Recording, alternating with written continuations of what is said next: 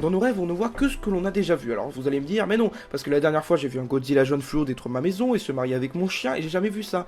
Et pourtant, si, vous l'avez déjà vu. Le rêve mélange en fait tout ce que vous avez déjà vu, des personnes familières, des lieux familiers, des films, des sons. Mais il y a quelque chose qui diffère de la réalité. Le fait même qu'un rêve soit irréel, les dimensions, taille, couleur, la physique, tout peut changer.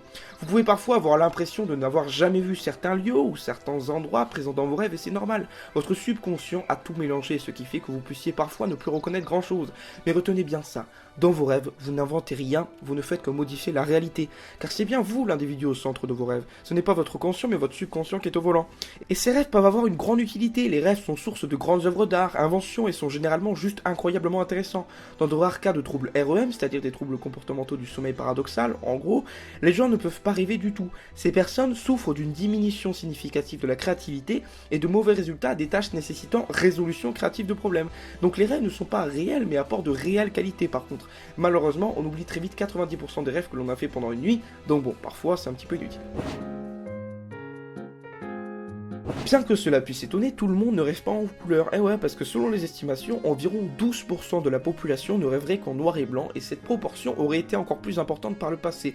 En effet, des recherches menées au cours de la première moitié du XXe siècle suggèrent qu'à cette époque, la majorité de la population rêvait qu'en noir et blanc, avant que les rêves couleurs ne se fassent de plus en plus fréquents. L'origine de tout cela, très simplement, la télévision.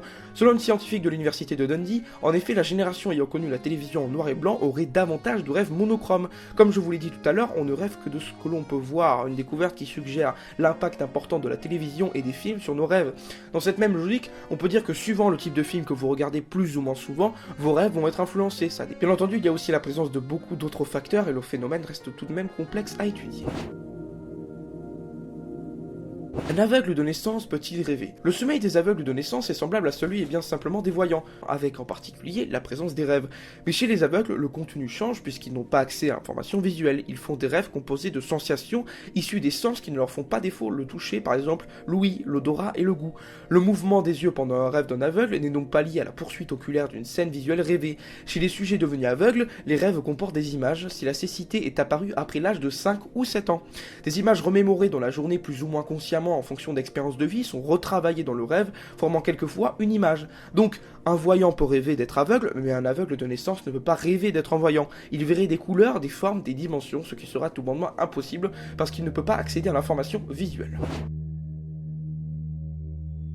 La tumescence pénienne nocturne ou l'érection nocturne est la survenue spontanée d'une érection du pénis pendant le sommeil ou le réveil. Alors là, justement, ça c'est un des grands mystères simplement de l'homme. Au réveil, on appellera ça simplement une érection matinale. Tous les hommes, sans exception, depuis des nourrissons jusqu'aux personnes âgées sans aucun dysfonctionnement érectile, connaissent ce phénomène. Une érection qui arrive de 3 à 5 fois pendant la nuit, chacune durant de 15 à 40 minutes avec une moyenne de 20 minutes, et ce phénomène est un travail du corps en partie lié au rêve que vous faites pendant votre sommeil. Sachez pour les hommes qui me regardent que ce phénomène est en fait essentiel à votre corps. Sans la tumescence pénienne nocturne, votre pénis serait un petit peu comme du carton mouillé. D'ailleurs, le sexologue français Ronald Virac explique que le phénomène des érections nocturnes, par l'oxygénation, l'air utilisé pour réaliser une érection, entretiendrait et bien simplement la bonne croissance et le bon développement de l'organe.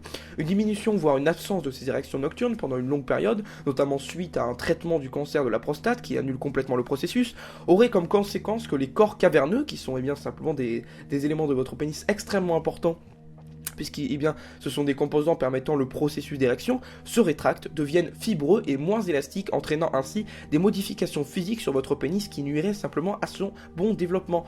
Rendez-vous compte que votre corps est tout simplement extraordinaire. Inconsciemment, il entretient vos organes sans que vous n'ayez rien à faire, sans aucune contrainte, car il le fait pendant vos périodes de repos, parce que votre corps simplement se repose grâce à votre sommeil. Il se revitalise, mais en plus il s'entretient tout seul pour que vous ayez vos organes tout frais et bien développés. Et je trouve ça tout bonnement extraordinaire, bien qu'il y ait d'autres exemples à donner pour le féliciter. Il faut d'ailleurs savoir qu'il existe un phénomène similaire chez la femme pendant le sommeil paradoxal, c'est la tumescence du vagin avec tous les signes d'excitation qui en ressortent. Bon, simplement je vais pas vous faire un dessin, mais bon, je pense que vous avez compris le phénomène. Pour plus de renseignements, vous avez des sources dans la description. Précédemment, j'ai pris l'exemple de la prostate parce que simplement, je préfère largement voir mon pénis devenir moins efficace que me le faire bouffer par un cancer de la prostate qui atteint un homme sur 7 dans le monde, il faut le savoir.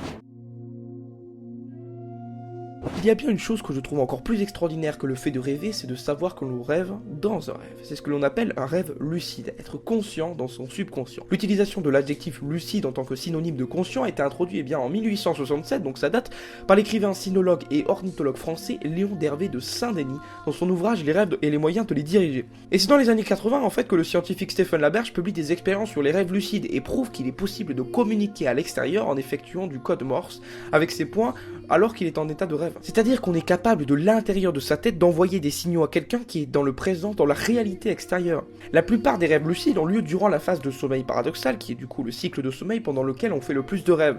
Ils peuvent survenir fortuitement ou résulter d'un apprentissage. Ce savoir en train de rêver offre au rêveur la possibilité d'exercer un contrôle délibéré non seulement sur ses actions, mais sur le contenu du rêve et sur son déroulement. On est capable de modeler le rêve avec pour seule limite notre volonté, c'est complètement fou. Un monde où vous êtes le seul modeleur, mais pour arriver à ce stade, il faut des années d'entraînement. La faculté de reconnaître l'état de rêve durant son sommeil est mentionnée dans les textes bouddhistes au 8e siècle après Jésus-Christ. Au 8e siècle, les bouddhistes avaient le concept de rêve lucide entre les mains. Rendez-vous compte. Bon, en Occident, le rêve lucide a été étudié en laboratoire dès la fin des années 70, et c'est surtout Stephen Laberge qui a fait avancer les choses grâce à ses nombreuses expériences sur le sujet. Et je vous invite d'ailleurs à voir une chaîne qui parle beaucoup, et bien simplement des faits sur les rêves, des rêves lucides et des techniques justement pour faire des rêves lucides et s'entraîner. C'est la chaîne, et bien le top 5. Vous avez également le lien dans la description.